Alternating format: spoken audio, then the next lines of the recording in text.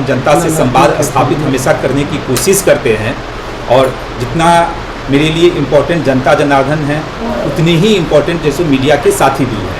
तो जनता से तो संवाद हम करते ही हैं, लेकिन मीडिया के साथ भी हमारा संवाद स्थापित रहे हमेशा, उस प्रक्रिया को जो है सो हमेशा हम जो है सो चालू रखने की कोशिश करते हैं। और उसी प्रक्रिया के तहत मैंने निर्णय लिया था कि चूँकि हम क्षेत्र में हैं तो मीडिया के साथियों के साथ जो मेरे लिए बहुत महत्वपूर्ण है और सभी लोगों के लिए महत्वपूर्ण है, उनके साथ भी संवाद स्थापित करें। आपने देखा होगा कि और कुछ महत्वपूर्ण बिंदु भी मुझे बातें करनी थी। अभी विगत 15 से 20 दिनों के अंदर बहुत सारे लोगों से जैसो हमने कोशिश की मुलाकात करने की, और उसी क्रम में जो सबसे महत्वपूर्ण मुद्दा मुझे नज़र में आया और मीडिया के साथियों के माध्यम से भी और जनता जनार्दनों के माध्यम से भी, जो 13 नंबर गुमती का मामला था, जो बहुत दिनों से मुझे लग रहा है कि उस पर कई चर्चाएं हुई, मीडिया के साथियों ने भी समस्याओं को जो है अपने कलम के माध्यम से जो है लिखने का काम किया। कई जनप्रतिनिधि ने जो भी कोशिश किए होंगे, मैं किसी के बारे में यह नहीं कहूँगा कि इसने क्या कोशिश की नहीं कोशिश की, लेकिन मेरे दिल्ली प्रवास के दौरान माननीय रेल मंत्री जी से मैंने व्यक्तिगत रूप से जैसे मुलाकात की, और मुलाकात ही नहीं की, एक मुलाकात होता है सिर्फ फ़ोटो अपॉर्चुनिटी के लिए होता है। लगभग हम 45 मिनट उनके साथ जो है सो बैठे और मैंने आरओबी की जो है सो मांग की, रेलवे ओवरब्रिज जिसको हम लोग कहते हैं, और उस पर विस्तृत हम लोगों ने चर्चा की। उनके भी कुछ सुझाव थे, उस सुझाव को भी मैंने सुना और मेरे तरफ से भी कुछ सुझाव मैंने उनको दिया, और फिर जो है हम लोग मैंने रिप्रेजेंटेशन भी दिया जो आप लोगों के माध्यम से मैंने पब्लिक डोमेन में भी रखा कि माननीय रेल मंत्री जी को मैंने क्या ज्ञापन दिया है। और एक मेरे कार्य करने की शैली है, जब हम किसी कार्य को पकड़ते हैं तो हम उसको छोड़ते नहीं हैं, पूरे ईमानदारी के साथ, विश्वास के साथ हम उस कार्य में जो है लगे रहते हैं। वहाँ से मिलने के बाद मुझे पता चला कि समस्तीपुर रेलवे डिवीज़न का ये के अंतर्गत आता है। हाँ, और रेल मंत्री जी से मिलने से पहले मैंने सारी वस्तु स्थिति जो हमारे डीएम साहब हैं, हमारे डीएम साहब हैं उनसे भी मैंने विस्तृत रूप से जैसे जानकारी लेने का जो है काम किया, और डीएम साहब से भी मैंने पहले पूछ लिया था कि आरओबी की क्या स्थिति है, क्योंकि पूर्व में क्या काम हुआ है, नहीं हुआ, कितना फाइल आगे बढ़ा है, नहीं बढ़ा है, उन सारी चीज़ों की जानकारी। देखिए, दो चीज़ें होती है जो जनप्रतिनिधि को हमेशा ध्यान रखना चाहिए, जो हमेशा मैं बोलता हूँ, प्रशासन के साथ समन्वय। रेल मंत्री जी से मिलने से पहले आप क्रॉस चेक कर लीजिएगा डीएम साहब के माध्यम से, क्योंकि आप लोग भी डीएम साहब के साथ बैठते हैं। मैंने 3 बार उस दिन डीएम साहब से मैंने बातचीत की, और मैंने पहले एक एक सिलसिलेवार ढंग से समझने की कोशिश की कि आरओबी का मामला अभी तक आखिर लंबित क्यों है। हम रूट में जाना चाह रहे थे कि आखिर अभी तक क्यों नहीं बन पाया। केंद्र की सरकार भी अपनी है, बिहार की सरकार भी अपनी है, तो आखिर इतने सारी योजनाएं चल रही हैं और एक आरओबी क्यों नहीं बन पा रहा है। तो मैंने पहले उनसे समझा, उन्होंने जो पत्राचार किया था उसकी कॉपी भी मंगवाया। कोई भी देखिए गंभीर व्यक्ति या पढ़ा लिखा जनप्रतिनिधि का यही काम होता है, और यही कारण है कि जब रेल मंत्री जी से मैं मिला तो नॉर्मली रेल मंत्री जी 5 मिनट, 6 मिनट, 7 मिनट का टाइम देते, फोटो खिंचाते हो जाता। हमने 45 मिनट उनके साथ जो है सो बिताया, और मैंने पूरा डिस्कशन किया कि अभी तक जो डीएम साहब के माध्यम से क्या लेटर लिखा गया, सबकी कॉपी भी जैसे मैं लेके गया था, और मैं अध्ययन करके उनको बताने का भी काम किया। जब वहाँ से आया तो समस्तीपुर के डीआरएम से मैं व्यक्तिगत रूप से मैं फ़ोन करके उसको आगे बढ़ाने की बात की। डीआरएम साहब ने मुझे कहा कि सर ये हाजीपुर का जो है सो महाजीपुर से होगा। मैंने फिर वहाँ से भी संवाद स्थापित किया, उससे भी मेरा मन नहीं भरा। देखिए, जब मैं कहा कि मेरे कार्य करने की एक शैली है, हम जब किसी चीज़ के पीछे पड़ते हैं तो ईमानदारी से पड़ते हैं। फिर मैंने माननीय मुख्यमंत्री जी से भी मुलाकात जो है की, और माननीय मुख्यमंत्री जी को मैंने सारी बातें बताई कि मेरी क्या बात रेल मंत्री जी से हुई है, क्या डीआरएम से बात हुई है। और मैं माननीय मुख्यमंत्री जी से भी आग्रह किया कि मुख्यमंत्री जी आप भी थोड़ा एक बार जो है जब भी आपको वक्त मिले तो एक संवाद जो है माननीय रेल मंत्री जी से आपका हो जाए, तो इस समस्या का निदान जो है हो जाएगा। और माननीय मुख्यमंत्री जी ने भी से जो मिला, आप लोगों को भी मैंने कॉपी दिया था। ऐसी नहीं है कि जो भी काम मैं करता हूँ उसकी एक कॉपी आप लोगों के समक्ष जरूर प्रस्तुत करता हूँ, क्योंकि मीडिया एक ऐसा चीज़ है, जब मीडिया के पास होगा तो आज हम हैं, कल नहीं भी रहें, लेकिन मीडिया के पास वो रिकॉर्ड रहता है कि किस व्यक्ति ने क्या किया था। तो माननीय मुख्यमंत्री जी ने भी हमें आश्वासन दिया कि आप निश्चिंत रहिए, हम भी जो है रेल मंत्री जी से बात करेंगे। और संभवतः माननीय मुख्यमंत्री जी अभी दिल्ली में ही हैं, जो हम देख रहे हैं, हो सकता है कि उन्होंने संवाद स्थापित भी किया हो, अब यहाँ से पटना जब जाएंगे तो उस मैटर पे माननीय मुख्यमंत्री जी से भी चर्चा करेंगे और फिर हम जो है रेल मंत्री जी से भी मुलाकात करने की जैसे कोशिश करेंगे। एक तो ये अपना आरओबी वाला मामला है। दूसरा, मैंने जो है सो मिथिला हाट की परिकल्पना की, आप लोगों ने देखा होगा, ना कोई मेरा चुनावी घोषणा पत्र था, न कोई कुछ था, लेकिन मेरे मन में आया कि एक मधुबनी में हेडक्वार्टर है, एक परसेप्शन जो बनता है कहीं किसी भी जिला के बारे में, तो वो बनता है हेडक्वार्टर से बनता है। और माननीय मेयर साहब के नेतृत्व में, हम दोनों के नेतृत्व में देखिए कितना अच्छा काम हो रहा है शहर में पहले कोऑर्डिनेशन का अभाव था, और हम दोनों की जोड़ी किसी की नज़र न लगे ये अभी हम लोग ध्यान रखते हैं। कई लोग नज़र लगाने के लिए लगे रहते हैं, लेकिन हम लोग का दोनों भाई के बीच जो संवाद है हमेशा, हम लोग चाहते हैं कि बैठ के मिल के बातचीत करके सारी समस्याओं का समाधान करूं। हमसे ज़्यादा उम्र में बड़े हैं और इतने सक्रिय हैं कि सुबह से लेकर हम तो कायल रहते हैं, हम बोलते हैं, कभी कभी प्रशंसा नहीं करते, हमेशा मैं बोलता हूँ कि मेरा तो उम्र कम है और भैया का उम्र तो हमसे बहुत बड़े हैं, लेकिन इनकी जो फुर्ती और कार्य करने की जो शैली है, सुबह उठते हैं और फिर रात तक चलता है, तो खैर अपने आप में भगवान हमका हमेशा हमको स्वस्थ रखे। तो हम लोग कोऑर्डिनेशन बनाने की जैसे कोशिश करते हैं। तो मिथिला हाट के संदर्भ में माननीय मुख्यमंत्री जी से भी मैं मिला था, और माननीय मुख्यमंत्री जी ने मेरे प्रतिवेदन की कॉपी पर्यटन मंत्रालय को भी लिखा था, और बिहार विधानसभा में भी मैंने प्रश्न उठाया था, याद होगा आप लोग को, उसकी भी कॉपी मैंने दी थी, और उसमें पर्यटन मंत्रालय जिसमें अरुण शंकर जी थे मंत्री, उन्होंने जवाब दिया था, उन्हीं का जवाब था, उसकी भी कॉपी आप लोग को दी थी कि जमीन की उपलब्धता अगर होगी तो आगे की प्रक्रिया के लिए सोचा जा सकता है। उन्होंने इसी तरह का वर्ड जो है सो रिप्लाई में लिखा था। उसके बाद हम मेयर साहब, नगर आयुक्त, एडीएम और अपने रेखा सीओ के नेतृत्व में शाम के टाइम में हम लोग जो है लगभग 1.5 घंटा, और उससे पहले मेयर साहब पहली की प्रक्रिया नपाई तपाई कौन सी ज़मीन कहाँ होगी, सारी प्रक्रिया मेयर साहब के नेतृत्व में सब हो चुका था।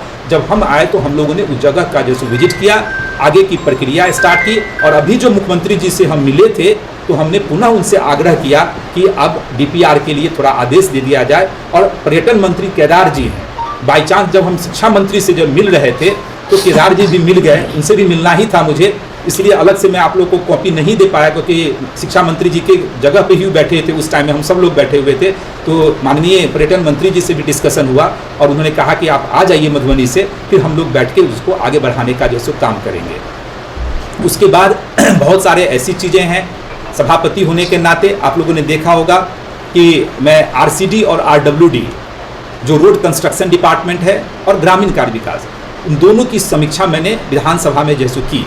और समीक्षा तो वैसे सभापति होने के नाते मुझे पूरे बिहार के जो इश्यूज़ होते हैं उन पे करनी थी, और उन किया भी मैंने। लेकिन मैं मधुबनी, चूँकि मधुबनी मेरा अपना गृह क्षेत्र है, तो मधुबनी के दोनों जो है एग्जीक्यूटिव को, आरडब्ल्यूडी और आरसीडी को भी मैंने वहाँ बुलाया था, और सेक्रेटरी जो दोनों डिपार्टमेंट के होते हैं, सचिव जो होते हैं बिहार सरकार के, आरसीडी आरडब्ल्यूडी, उनके जैसे उपस्थिति में हम लोगों ने समीक्षा की।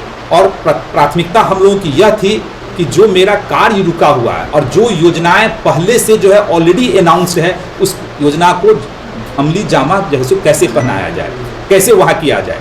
अब मैं कुछ बातों का जिक्र इसलिए करता हूँ कि बहुत सारे ऐसी बातें होती रहती है कि हमने यह काम करवाया। अब निधि चौक से रेलवे स्टेशन के चौड़ीकरण का मामला आज का नहीं है, बहुत पहले का मामला है। जो जनप्रतिनिधि को सीरियस होकर इस मुद्दे के समाधान के लिए कार्य करने की आवश्यकता थी, किसी ने पहल नहीं की। मैंने विधानसभा सत्र के दरमियान जो है सो उठाया था चौड़ीकरण का मामला। उस समय श्री दिलीप जायसवाल जी आरसीडी के मंत्री थे, उनका जवाब आया, और जवाब आने के बाद मैं जवाब से ही मैं संतुष्ट नहीं हुआ। फिर उस समय माननीय उप मुख्यमंत्री सम्राट चौधरी जी थे, दिलीप जायसवाल जी जो है माननीय मंत्री थे आरसीडी के, और वन विभाग के मंत्री प्रमोद चंद्रवंशी थे उस टाइम में, और माननीय उप मुख्यमंत्री जी के केबिन में ही हम तीनों लोग बैठे, और हम लोगों ने यह निर्णय लिया कि जल्द से जल्द इस समस्या का समाधान निकाला जाए। जो भी वन विभाग का ऑब्जेक्शन है, बात वहाँ हुई। फिर सरकार चेंज हो गई, माननीय उप मुख्यमंत्री मुख्यमंत्री बन गए, पूरा कैबिनेट जो है सो चेंज हो गया, मंत्रालय शिफ्ट हो गया, कोई इस मंत्रालय में गए, कोई उस मंत्रालय में गए। अब पुनः मुझे उस प्रक्रिया को स्टार्ट करना पड़ा। और अभी जब मैं माननीय रोड एंड कंस्ट्रक्शन डिपार्टमेंट के माननीय इंजीनियर शैलेंद्र जी से जब पटना में मिला, तो आप लोग को उसकी भी कॉपी मैंने दी कि मेरा जो है सो यह काम जो है सो लंबित है, इस काम को। तो मैंने जो पहले कहा था कि हम जिस काम के पीछे पड़ते हैं सिर्फ फोटो अपॉर्चुनिटी के लिए नहीं करते हैं कि मैं एक बार फोटो खिंचा लिया, हम उसको अमली जामा पहनाने का काम करते हैं। और अभी भी उतनी ही गंभीरता के साथ कह रहा हूँ भले यह योजना पुरानी है, आपका विधायक ईमानदारी के साथ प्रयास कर रहा है और निश्चित रूप से इस चौड़ीकरण का जो मामला लंबित है, बहुत जल्दी आपको रिजल्ट जैसे देखने को मिलेगा। और रिंग रोड की भी बात मैंने की थी। रिंग रोड आज की योजना नहीं है, अब लोगों के पेट में दर्द होगा।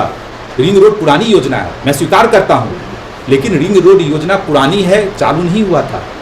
जब हम लोग चुनाव जीते तब जाके उसका टेंडर हुआ है। जब हम लोग चुनाव जीते तब टेंडर में L1 फाइनल हुआ है, जो पंजाब की कंपनी है, गुरचरण सिंह कौन सी कंपनी है। और इतना ही नहीं, सुन लीजिए, टेंडर तो हो गया, L1 हो गया, वन विभाग ने ऑब्जेक्शन लगा दिया। फिर वन विभाग ने ऑब्जेक्शन लगाया। अब कुछ जनप्रतिनिधि जो पुराने हैं, मैं किसी का नाम नहीं लूंगा, वो हमेशा उनके पेट में दर्द होता है, इसलिए हम कहते हैं उनको मेडिसिन देने की आवश्यकता है। अब अगर मैं उस पर न लगूं तो रिंग रोड की तो घोषणा हो चुकी है, आने वाले 10 साल में भी रिंग रोड नहीं बन पाएगा। अब उसमें जो वन विभाग का ऑब्जेक्शन है, उसके लिए भी लगातार हम संवाद स्थापित करके पर्यावरण मंत्रालय से, कुछ मामला उसमें केंद्र सरकार के अधीन भी है, जो मुझे मंत्री जी ने बताया।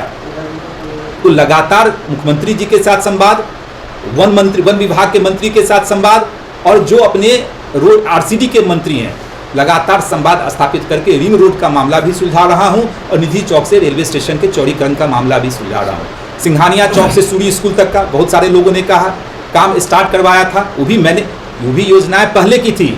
आपको मैं बता दूं, सरकार में बहुत सारा क्लियर होता है। जो योजनाएं मैंने इनिशिएटिव लिया है, जरूरी नहीं कि ये योजना मेरे कार्यकाल में हो ही जाए, लेकिन एक इनिशिएटिव लेने वाला होता है, और दूसरा जो उस समय के विधायक होते हैं उनकी कितनी सक्रियता होती है, और उस इनिशिएटिव को अमली जामा पहनाना होता है। अगर आज मैं इन सारी चीज़ों को छोड़ दूं और मैं कहूं कि अरे यार ये तो योजना उनका था, हम क्या है कल क्रेडिट बोलेंगे, तो जनता का तो कोई भला नहीं हो पाएगा। हम उस सारी चीज़ों के लिए संघर्ष कर रहे हैं, लगातार संघर्ष करके, और एक एक चीज़ आप लोगों को भी मैं प्रोवाइड करता हूँ कि देखिए कि हमने क्या इनिशिएटिव लिया।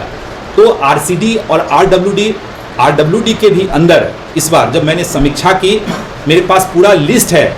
विधायक का अर्थ सिर्फ यह नहीं होता है कि विधायक जी का जो अपना फंड है 4 करोड़ या 5 करोड़ या 3 करोड़, जो भी फंड है सिर्फ उसी की बात। मेरे अंदर में सारे डिपार्टमेंट आते हैं। मेयर साहब अगर हैं तो मेयर साहब के अंदर पूरे नगर निगम का मामला आता है।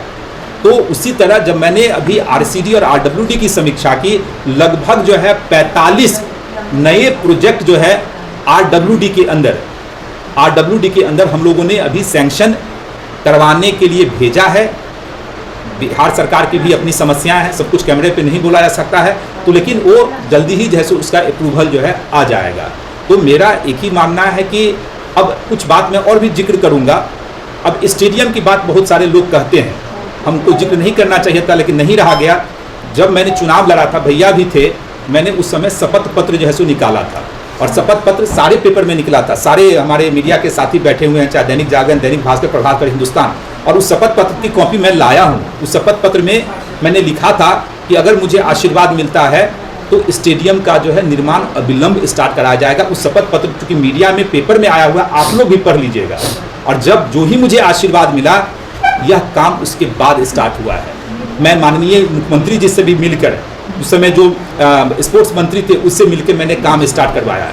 अब अगर यह मैं कहता हूं कि मैंने काम स्टार्ट करवाया, तो कुछ लोग का तो काम, कुछ लोगों को लगता है कि भाई मेरी योजना थी। अरे भैया, कोई किसी की योजना नहीं होती है, सरकारी योजना ही होती है। और जो वहाँ जनप्रतिनिधि उस टाइम में होता है, उसका दायित्व होता है कि जो लंबित योजनाएं हैं, घोषणाएं हो चुकी है, लेकिन अगर नहीं चालू हो पा रहा है, तो मेरी रिस्पॉन्सिबिलिटी बनती है कि मैं उसको जो है आगे बढ़ाने का काम करूँ। तो लगातार गंभीरता के साथ हम लोग काम कर रहे हैं।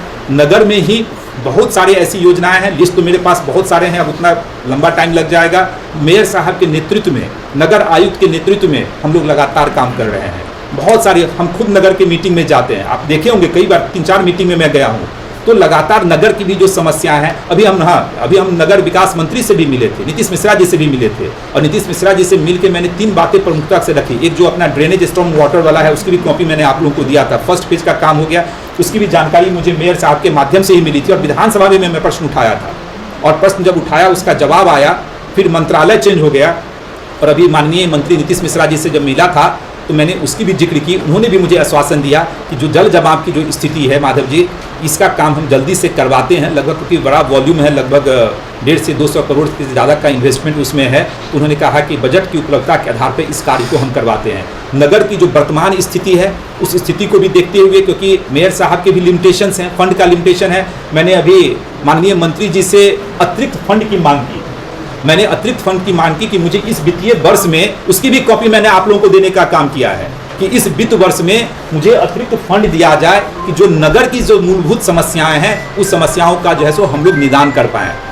शहर में जो पानी की पीने की स्थिति है उसके लिए भी मैंने आदरणीय मंत्री जी से मिलकर, हमने लगभग मेयर साहब ने ही मुझे लिस्ट दिया था, लगभग 100 समरसेबल एक्स्ट्रा देने के लिए मैंने उनसे अनुरोध किया कि आप मुझे दीजिए। उसी तरह ग्रामीण इलाका में पीएचडी मंत्रालय से लगभग 200 एक्स्ट्रा समरसेबल की मैंने मांग की है और मेरा पीए होगा, लगभग वह काम हो चुका है और बहुत जल्दी जो ग्रामीण इलाके में जितने मेरे पास लिस्ट आए हैं वहां मैं एक एक जगह जो है समरसेबल देने का काम करूंगा।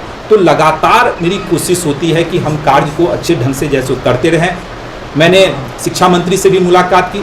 शिक्षा मंत्री से जब मुलाकात की तो मेरी इच्छा थी कि वाटसन स्कूल को, क्योंकि शहर का स्कूल है, इसको मॉडल स्कूल के रूप में तैयार किया जाए। आप लोगों को मैंने उसकी भी कॉपी दी और माननीय मंत्री मिथिलेश जी ने तुरंत उस पर माध्यमिक शिक्षा बोर्ड को भी लिखा और कहा कि अविलंब उस पर कार्रवाई कीजिए, क्योंकि शहर के बीचों बीच अपना वाटसन स्कूल है, जगह भी है, हम लोग भी इसको यूज़ करते हैं, तो इसको जो है एक मॉडल स्कूल के रूप में जैसे तैयार। जब मॉडल स्कूल की बात करते हैं तो भव्य होता है, लगभग 5 स्टार की तरह हो जाता है। तो उसकी भी मैंने परिकल्पना की, उसके संबंध में भी मैंने फाइल आगे बढ़ाया है और मुझे विश्वास है जिस तरह माननीय शिक्षा मंत्री जी ने मुझे आश्वासन दिया है उस कार्य को भी हम लोग करेंगे। तो लगातार मेरी कोशिश होती है कि आप लोगों के माध्यम से भी जो काम मैं कर रहा हूँ, चाहे मेयर साहब कर रहे हैं, जन जन तक पहुँचे, जनता के बीच पहुँचे और सही जगह पे जो है सो पहुँचे। उसके अलावा मैंने निर्णय लिया और मेयर साहब हम दोनों मिल के निर्णय लिए कि जो ग्रामीण इलाके की महिलाएं हैं, चाहे शहरी इलाके में भी जो कम पढ़ी लिखी महिलाएं हुए हैं, उनमें जागरूकता पैदा करने के लिए मध्य मंत्रा फाउंडेशन, जिसका नेतृत्व किरण झा जी कर रही हैं, सैनिटरी पैड के वितरण का, और इसका जिम्मा मैंने और मेयर साहब ने उठाया है। और यह कार्यक्रम आज इस महीने से स्टार्ट है। हम लोगों ने 300 लगभग पैकेट से अभी स्टार्ट किया है, लेकिन इसको मुझे आगे बढ़ाना है। मुझे गांव-गांव तक इस फाउंडेशन के माध्यम से, मध्य मंत्रा फाउंडेशन के माध्यम से, हम गांव-गांव में जो ग्रामीण इलाकों की महिलाएं हैं जहां स्वच्छता और जागरूकता की कमी है, फ्री ऑफ कॉस्ट, जिसका पूरा जिम्मा हम और मेयर साहब उठा रहे हैं। इसमें यह नहीं दिख रहे हैं कि नगर का मामला है या ग्रामीण का मामला है, हम लोग जैसे उठा रहे हैं। और इस मध्य मंत्रा फाउंडेशन को इस महीने का जो उनकी आवश्यकता थी, लगभग 300 पैकेट सैनिटरी पैड का मैंने पहले ही प्रोवाइड कर दिया है। इच्छा थी कि हम लोग उसको बड़े पैमाने पे, चूँकि मेयर साहब की व्यस्तता थी चुनाव के कारण, वो नहीं कर पाए, लेकिन मैंने कहा आप लोग काम स्टार्ट कीजिए। आज प्रेस कॉन्फ्रेंस के माध्यम से मैं इसकी सूचना अपने लोगों को दे दूंगा और आगे जो है हो सकता है जून जुलाई में एक तरह से भव्य कार्यक्रम करके, जहां महिलाओं में जागरूकता पैदा करने के लिए कार्यक्रम के माध्यम से उसका भी हम लोग जो है शुभ आरंभ करेंगे। लेकिन काम जो है सो स्टार्ट हो चुका है। तो हर पहलू पे लगातार ईमानदारी के साथ मैं काम कर रहा हूँ और जब ईमानदारी से हम दोनों लोग काम करते हैं तो सफलता मिलेगी ही मिलेगी। समस्याएं हैं, समस्याओं को मैं छिपा नहीं रहा हूं, आप गौर कीजिएगा। विपक्ष समस्याओं पे राजनीति काम करने का काम करेगी और मैं समस्याओं पे राजनीति नहीं, उसको छिपा नहीं रही हूं, हम लोग उसको समाधान ढूंढने में लगे हुए, यही अंतर है। विपक्ष राजनीति करेगा और हम लोग समस्याओं को छिपाने का काम नहीं करेंगे। समस्या है, आप लोग के माध्यम से पता चल रहा है, उसका समाधान कैसे करें उस पर लगातार हम लोग काम कर रहे हैं। तो यही बातें आप लोगों के माध्यम से मुझे कहनी थी और आप सब लोग आए, बहुत अच्छा लगा। और लगातार अभी देख रहे हैं एसडीएम साहब के घर के सामने कितना अच्छा बन रहा है। कल हम एसडीएम साहब के यहाँ गए थे, घर पे ही गए थे, इतना अच्छा मेयर साहब ने काम किया, वो बन जाए, देखिए उस इलाका कितनी सुंदरता बढ़ जाएगी। वहाँ ट्रांसफार्मर या पोल भी है, कल एसडीएम साहब को बोले कि हम बात करते हैं उतना पोल को शिफ्ट कराने का, तो थोड़ा पोल शिफ्ट हो जाएगा तो लोगों को डर भय नहीं लगेगा, अदरवाइज हाई वोल्टेज तार गया हुआ है वहाँ। तो लगातार हम लोग एक एक चीज़ पे समन्वय स्थापित कर रहे हैं। अब लोगों को यह खल रहा है कि इतना काम हो रहा है, विधायक और मेयर मिले हुए हैं, सांसद मिले हुए हैं, तीनों लोग मिले हुए हैं। भैया हमने तो कहा ही था कि ट्रिपल इंजन की सरकार अब बन गई है। पहले विधायक नहीं था, सांसद तो हैं ही, मेयर साहब थे ही, अब ट्रिपल इंजन की सरकार है, तो काम तो इसी तेज गति से होगा।